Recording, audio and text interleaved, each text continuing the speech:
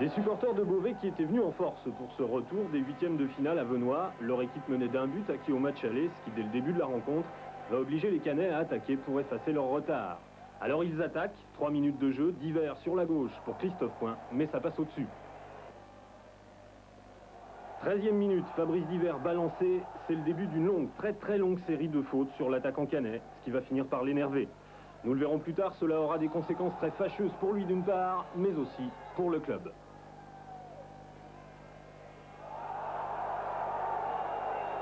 20e minute, un pied beauvaisien qui traîne et un claquage pour Papé Fall à la clé, qui va quitter le terrain sur une civière. Nouveau coup du sort pour l'effectif malherbiste.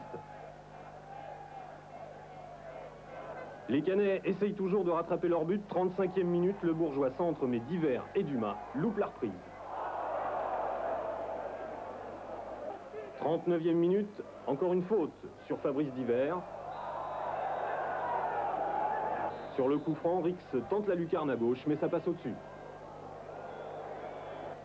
2 minutes plus tard, Rudy Garcia libère enfin ses coéquipiers avec un vrai petit bijou. Les Canets voient s'entrouvrir la porte des quarts de finale. Changement de temps en seconde période. La pluie fait son apparition et Beauvais, qui s'est refait un moral pendant la pause, commence à montrer les dents à l'image de Mouyabi, qui oblige Bensoussan à sortir. Les Canets courent toujours après leur qualification et Graham Rix ici frôle la transversale. Mais les joueurs de Beauvais ne s'endorment pas pour autant et Bensoussan sauve ici dans les pieds de Guyon. 84e minute, c'est le moment précis où les nerfs vont lâcher. Fabrice Divers, fauché une nouvelle fois, perd les pédales, carton rouge pour lui et pour Pinot, son agresseur. Il nous met dans une drôle de situation et puis pour des gestes d'énervement qui ne s'expliquent pas, il n'a aucune excuse là-dessus.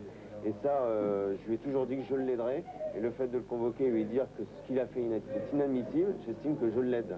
C'est pour son avenir parce que maintenant c'est un joueur qui va, on va dire à Caen, il y a un bon joueur, c'est Divers, mais il va y avoir ce côté râleur, agressif qui va lui coller à la peau, il va être la cible de tous les arbitres. Et ça, c'est inadmissible et Fabrice, il va se faire reprendre. Le temps réglementaire est terminé depuis 2 minutes, mais ni Graham Rix, ni Franck Dumas ne vont rien changer, et c'est parti pour 30 minutes de prolongation. 100e minute, Rix centre pour le Bourgeois, mais ça ne veut toujours pas rentrer. 6 minutes plus tard, le coup d'assommoir pour Malherbe, coup franc et but de Rakela. Bensoussan n'est pas clair, Malherbe sort de la coupe, mais à Beauvais, c'est la joie.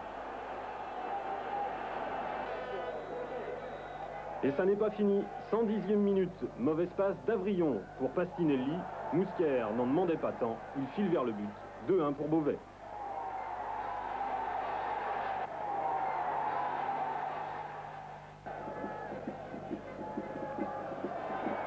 Deux minutes plus tard, Pastinelli, à l'image de son club, s'écroule sur la pelouse de Venoix et laisse filer Mazeran vers le 3-1. C'est bien fini pour Caen, mais à Beauvais, la 3e mi-temps a dû être bien arrosée.